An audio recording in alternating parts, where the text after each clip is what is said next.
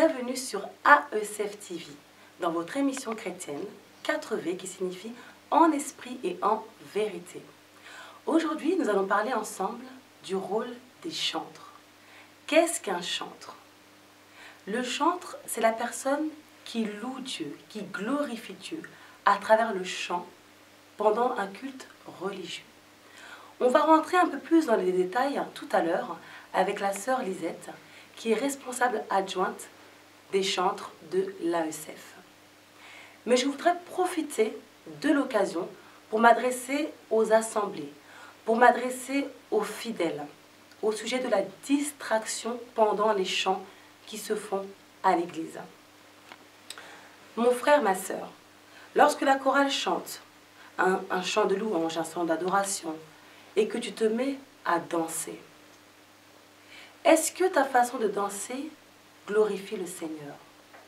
Est-ce que tu danses seulement parce que le rythme te plaît? Est-ce que tu danses pour amuser la galerie, faire rire ton voisin, faire un peu de spectacle ou d'ambiance à l'église? Mes bien-aimés, faisons attention. C'est vrai qu'on va tellement à l'église tout le temps, tous les dimanches, tous les mercredis, etc., que c'est devenu comme une habitude et on ne respecte plus les choses sacrées. On ne se rend plus compte que notre Dieu est 3 fois saint, qu'on chante un Dieu puissant. Et aujourd'hui, sur 4V, on voudrait s'adresser aux frères et aux sœurs afin de les alerter. Ne soyons pas une occasion de chute pour les uns et pour les autres. N'allons pas dans la maison de Dieu pour distraire les frères et les sœurs. Lorsque la chorale chante, mon frère, où est ton cœur? Où sont tes pensées? Dieu nous parle dans le livre de Matthieu 15, verset 8, et il nous dit ceci. « Ce peuple s'approche de moi de la bouche et m'honore des lèvres, mais son cœur est éloigné de moi. » Ma sœur, pendant qu'il y a les chants à l'église, à quoi penses-tu? À ce que tu vas faire après le culte? À ce que tu as fait hier? À ce que tu feras demain? Tu observes ton voisin? La façon dont est habillé le frère ou la sœur? Dans ta tête, tu es en train de critiquer même le déroulement du culte. À quoi penses-tu? Où es-tu? Je vous alerte. Le malin est rusé. Et ne vous détrompez pas, il vient dans les églises, tout justement parce qu'il sait qu'à l'église se trouve la semence qui pourra vous faire grandir spirituellement, la semence qui pourra vous faire hériter du royaume des cieux. Et il vient vous distraire par des choses bêtes, par des choses futiles. Faisons attention. Et aujourd'hui, prenons vraiment conscience que lorsqu'il y a les chants de louange, les chants d'adoration à l'église, l'Esprit de Dieu est là. L'Esprit de Dieu opère et il est prêt à agir. Mais si toi, mon frère, tu es dans la distraction, tu passes à côté de pas mal de choses. Je peux vous dire que 2 fidèles peuvent se retrouver dans le même culte. Et les 2 ne peuvent vivre le culte différemment. Pourtant, ils étaient au même endroit. Mais ils vont ressortir différents. Pourquoi? Parce que l'un était disposé et l'autre non. Vraiment, ne ratons pas ce que Dieu nous prépare. À chaque fois que nous allons dans sa maison, il nous prépare quelque chose. Ne ratons pas ce qu'il nous réserve à cause de la distraction.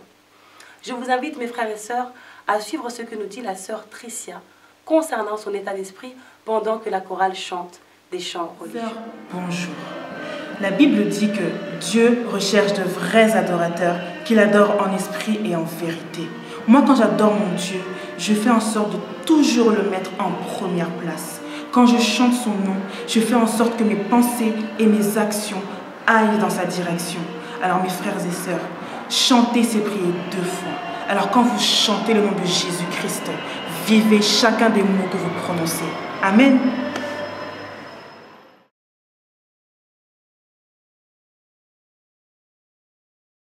Aujourd'hui, prenez conscience que Dieu siège bien au milieu des louanges. Lorsqu'on chante les chants de louange, quand on entonne la louange à l'église, Dieu est là, il opère, sa puissance se manifeste. Prenons ensemble le livre de Actes des Apôtres, chapitre 16, verset 25. Et nous allons lire ensemble ce que nous dit la Bible. Vers le milieu de la nuit, Paul et Silas priaient et chantaient les louanges de Dieu. Et les prisonniers les entendaient. Tout à coup, il se fit un grand tremblement de terre, en sorte que les fondements de la prison furent ébranlés au même instant. Toutes les portes s'ouvrirent et les liens de tous les prisonniers furent rompus. Mon frère, ma soeur, toi qui es distrait pendant les chants, regarde ce que tu rates. L'Éternel est présent. Et tout ce qu'il faut, c'est que tu sois en communion avec lui, que tu cherches la communion avec le Père à chaque fois que tu te retrouves en assemblée de prière ou à l'église. Dieu est puissant. Regarde ce qu'il a fait au temps de Paul et Silas. Paul et Silas priaient, chantaient la gloire de l'Éternel. La prison a tremblé et les portes se sont ouvertes. Aujourd'hui, peut-être que tu traverses une situation difficile. La prison de ta vie, c'est peut-être une maladie incurable. Peut-être la malédiction dans ta famille, peut-être les difficultés financières, peut-être les blocages. Je ne sais pas, toi-même tu connais ton problème. Tu n'as pas la paix, les problèmes de famille, les querelles à la maison, les problèmes au niveau de ton mariage, tu ne sais pas. Mais quand tu mets ton Dieu en priorité, quand tu mets en priorité le royaume des cieux, quand tu te trouves dans la maison du Père, ne sois pas distrait à penser à tes soucis. Tu es dans la maison du Père, mais tu es triste, tu penses encore à tes soucis. Non, tu es auprès de ton Père. Confie-toi, ouvre ton cœur. Ne te laisse plus distraire par les ruses du diable, mais prie comme Paul et Silas. Loue l'Éternel comme Paul et Silas. Et crois-moi, le Dieu vivant, le Dieu qu'on prie, le Dieu d'Abraham, d'Isaac et de Jacob, va faire trembler tes ennemis et ouvrir les portes de la prison dans laquelle tu te trouves. Et la foi, crois que ce Dieu est capable et il le fera. Je voudrais vous inviter dans un temps de prière. On a le temps de regarder la télé, on a le temps de faire des sorties, on a le temps de faire pas mal de choses, mais on ne trouve jamais le temps de prier. Je m'adresse à ceux qui ont vraiment du mal à prier en ce moment.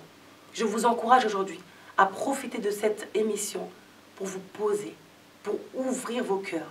Devant le Seigneur, il n'y a pas de fierté, il n'y a pas d'orgueil. Il nous connaît mieux que nous-mêmes. Livrez-vous, parlez-lui, laissez-vous aller. Et je vous accompagne à travers ces deux chants, El Shaddai et son nom, et je reconnais que tu peux tout. Croyez-moi, priez accompagné de ces chants-là, louez, entonnez le nom du Seigneur, et il fera dans vous. Amen. Je reconnais que tu peux tout et que rien ne t'est impossible. Alléluia. Je reconnais que tu peux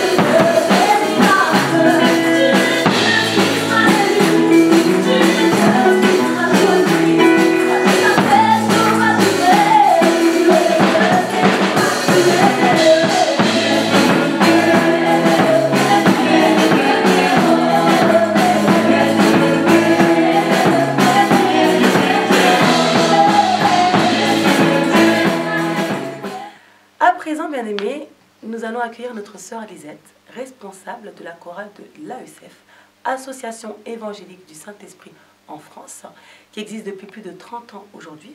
La sœur Lisette est responsable des chantres et aujourd'hui présente sur le plateau de 4V pour nous parler un petit peu du rôle des chantres. Amen. Bonjour sœur Lisette. Bonjour sœur Donna. Comment vas-tu? Ça va. Bon, bah écoute, je suis vraiment très heureuse de te recevoir sur 4V, c'est vraiment une grande joie. On va rentrer tout de suite dans le vif du sujet, Lisette. Aujourd'hui, c'est vrai qu'il y a beaucoup de chorales, beaucoup de chantres, on en voit pas mal sur Internet, etc. Mais il ne faut pas qu'on oublie vraiment la base et les fondements de la foi. Et c'est pour ça que je voulais que tu nous dises un petit peu, selon toi, qu'est-ce qu'on doit enseigner en priorité à un chantre? Alors, le premier enseignement, la base avant tout, c'est la parole de Dieu. On est inspiré pour chanter les louanges et les adorations quand on aime Dieu, de tout notre cœur, en esprit et en vérité. Donc, avec sincérité. Donc, le premier enseignement, pour moi, c'est la première chose qu'une personne qui veut chanter pour Dieu, qui veut glorifier Dieu au sein d'une assemblée, la première chose qu'elle doit faire, c'est déjà avoir une relation avec Dieu. Amen. Et ne pas uniquement le faire parce qu'elle a une jolie voix, mais le faire parce qu'elle adore son Dieu et parce qu'elle veut exprimer cet amour pour son Dieu. Amen. Ok. Alors, tu dis qu'il ne faut pas forcément avoir une belle voix.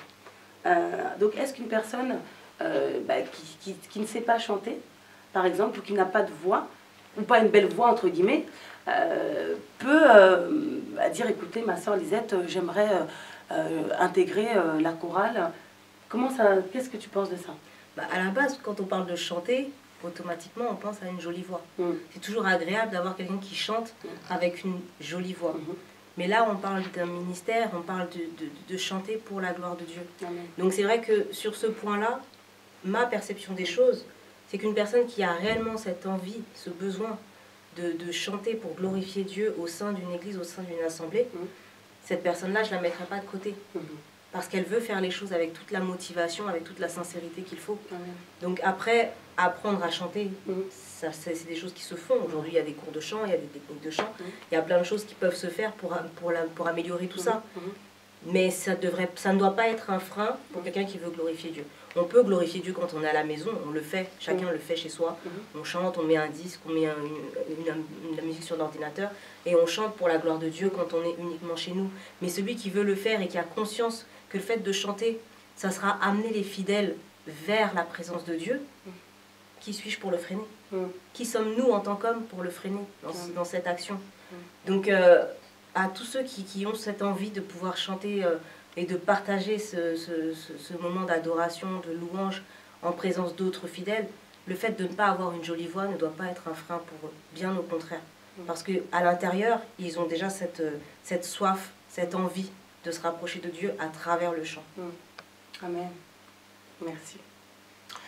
Sœur Lisette, est-ce que tu as déjà assisté à un culte où, par exemple, voilà, tu as une chorale vraiment qui a l'air carrée, bien présentée, en uniforme, avec de très très belles voix, mais sans pour autant ressentir quelque chose en toi? Est-ce que ça t'est déjà arrivé?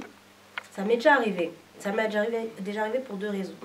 La première raison, c'est la première fois, ça peut arriver parce que je ne suis pas disposée moi-même. Je viens au culte et effectivement, en tant qu'être humain, on a nos problèmes, on a nos soucis.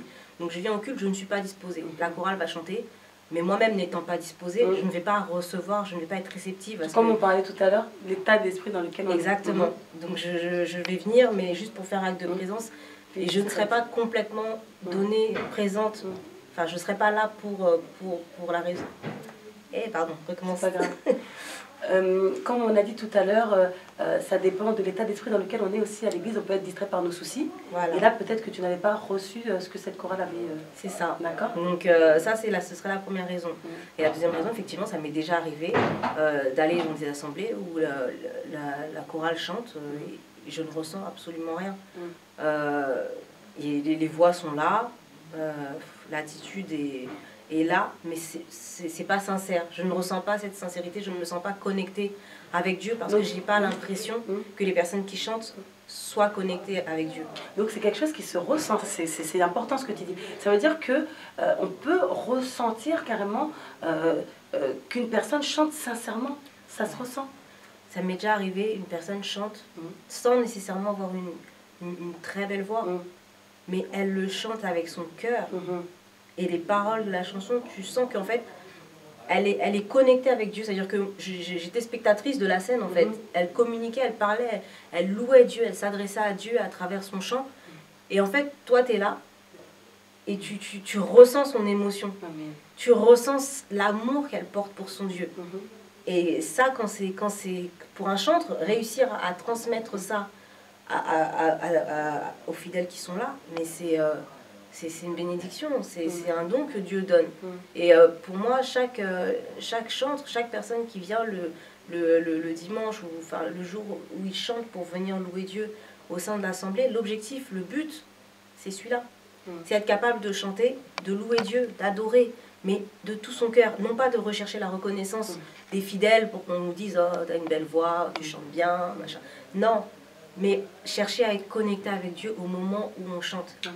Et la plus grande satisfaction, c'est de se dire, aujourd'hui j'ai chanté, j'ai senti la présence de Dieu.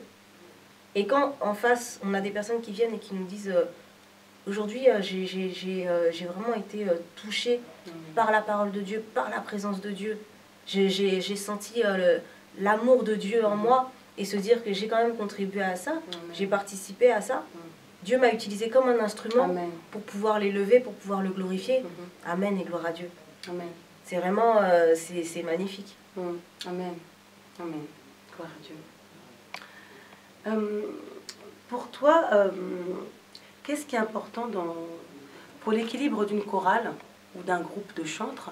Qu'est-ce qui est important? Parce que c'est vrai qu'on est plusieurs personnes avec différentes personnalités, on s'est réunis et on est là pour servir Dieu.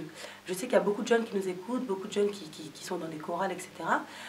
Qu'est-ce que tu peux conseiller aux autres responsables de chorale aussi pour qu'il y ait un bon équilibre au sein d'une chorale? Alors, moi j'aime beaucoup les psaumes de David. Et il y a un verset avec lequel vraiment j'ai découvert ce verset. C'était un verset que je lisais beaucoup, mais qui ne me parlait pas nécessairement. Et au moment où je traversais une phase difficile, ça a été comme une évidence pour moi, et depuis je ne marche qu'avec ça. Faites de l'Éternel tes délices et il te donnera ce que ton cœur désire. C'est une vérité. Amen. Ça veut dire qu'à partir du moment où on place Dieu devant, on cherche à lui plaire, le reste il viendra tout seul. La parole de Dieu, c'est l'amour. La parole de Dieu nous enseigne l'unité. La parole de Dieu nous enseigne la paix. Donc c'est vrai que composer avec différentes personnes qui ont différents caractères, qui ont différentes histoires, qui ont une éducation différente, c'est pas simple. Mais si on est tous là réellement pour chercher à glorifier Dieu, à servir Dieu, à honorer Dieu, à lui faire honneur, si vraiment on est là pour ça, c'est chaque chose que nous entreprendrons pourront que fonctionner dans l'unité. Donc rechercher l'unité, rechercher l'amour, rechercher l'entente, c'est pour moi c'est des bases importantes. C'est comme une famille. Comme je dis au sein de la chorale, je dis on est des sœurs. Ça veut dire que j'ai ma famille, j'ai mon frère, j'ai ma sœur de sang, mais j'ai mes sœurs et j'ai mes frères en Christ. Parce que ce qui nous a liés, ce qui nous lie, c'est encore plus fort que les liens du sang finalement. C'est Dieu qui nous lie, Dieu notre Père, et c'est lui qui nous a choisis afin qu'on soit tous ensemble pour pouvoir œuvrer en son nom pour sa gloire. Amen. C'est juste quand on repense à ça et qu'on se dit, on a commencé, on était peut-être 5, la famille s'est agrandie, il y en a qui sont partis, mais on continue à être frères et sœurs. Malgré le fait qu'on ne se voit peut-être plus, quand on se voit, quand on est ensemble, on a cette joie de nous retrouver et de pouvoir chanter, de pouvoir glorifier Dieu. Je pense à mes sœurs qui chantaient avec nous au sein de la chorale il y a quelques années, qui aujourd'hui on a tout évolué, aujourd'hui on a toutes des statuts différentes. Chaque fois qu'on se revoit, c'est pour partager des moments d'amour, des moments de joie, des moments de famille, des mariages, des présentations d'enfants, des naissances. Donc c'est vrai que c'est vraiment c'est l'amour de Dieu qui nous réunit, et c'est l'amour de Dieu qui a fait que on a réussi à faire des choses ensemble. On a réussi à partager ça avec les personnes qui nous entouraient. Amen, gloire à Dieu. Vraiment, gloire à Dieu. Je voudrais te demander quelque chose, tu sais, Lisette. Je suis chantre aussi moi-même. Nous prions, nous chantons à l'église, un lieu qui est saint. Qu'est-ce que tu dirais de par exemple, un membre de la chorale qui rentrerait directement à l'église, comme ça, directement, et qui passerait directement devant pour chanter? Je sais que tu nous parles souvent de la préparation, et j'aimerais que tu nous dises un petit mot sur ça. Peut-être qu'il y a des chorales comme ça aujourd'hui, qui arrivent directement le matin, ou je ne sais pas, le soir au moment du culte, et qui vont directement commencer à chanter. Je pense qu'il y a une étape importante dont tu peux nous parler aujourd'hui, Lisette. Alors pour l'avoir vécu à de nombreuses reprises, effectivement, quelqu'un qui arrive et qui ne s'est pas préparé... Donc on dit préparer, c'est quoi? Est-ce que c'est le maquillage? Est-ce que c'est les vêtements? Non. La préparation, c'est très important, c'est la préparation spirituelle. Amen. On peut pas arriver comme ça le dimanche, le culte commence dans 5 minutes, ne pas avoir prié déjà soi-même, avant même d'entrer dans la salle. Ensuite, prier avec les personnes qui vont nous accompagner donc, pendant le culte, la chorale, les musiciens. Et idéalement, prier avec les fidèles. C'est très important parce que pour adorer, pour louer Dieu, pour lui dire comme il est bon, comme nous l'aimons, comme il est merveilleux, le dire en public, commençons déjà à l'exprimer dans l'intimité avec Dieu.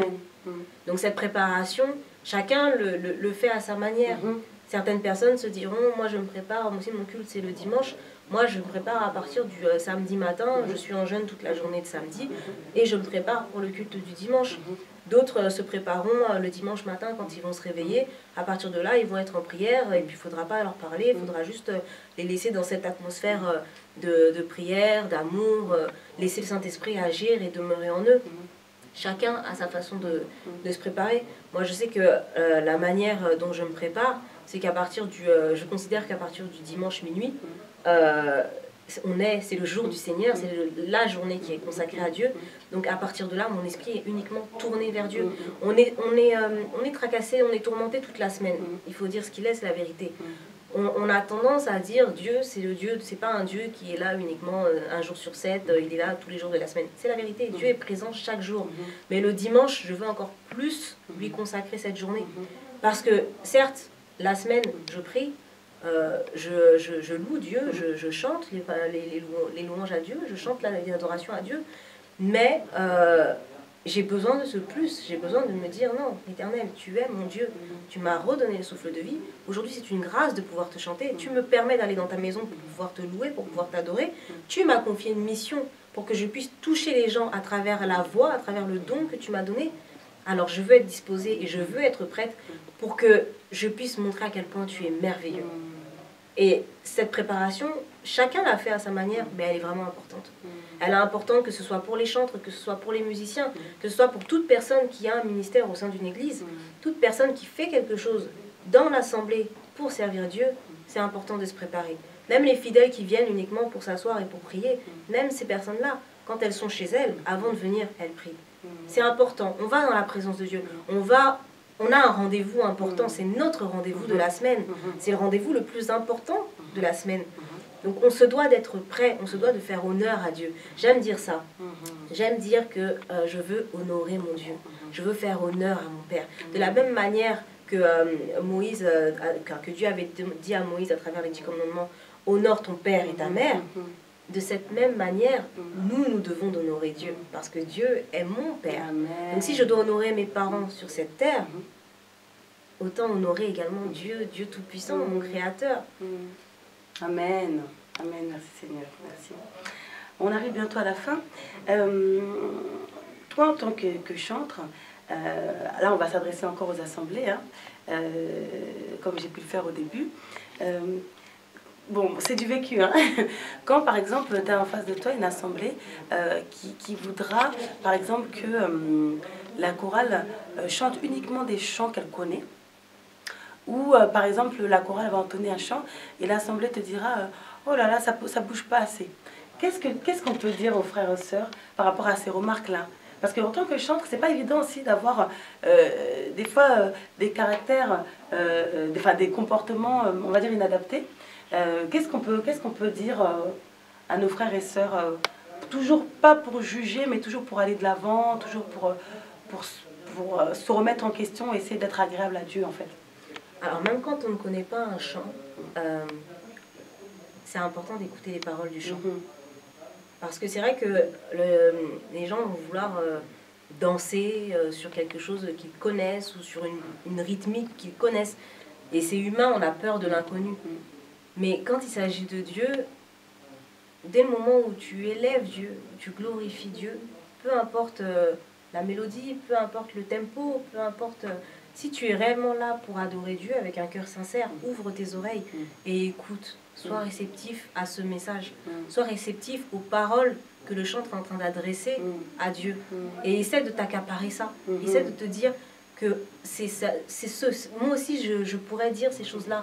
Et c'est le but de l'adoration. C'est ça, en fait. C'est que la personne qui chante s'adresse à Dieu et les personnes qui écoutent ne sont pas là juste pour écouter comme si on écoutait une musique à la maison sur un CD ou autre. Non, on est là pour vivre cette parole. J'aime bien dire que la parole de Dieu, c'est pas quelque chose qui s'exécute, c'est quelque chose qui se vit. Amen. Et la différence, la nuance est là. La personne qui va juste exécuter la parole de Dieu, elle va faire les choses sans nécessairement comprendre et sans nécessairement essayer de rentrer en profondeur.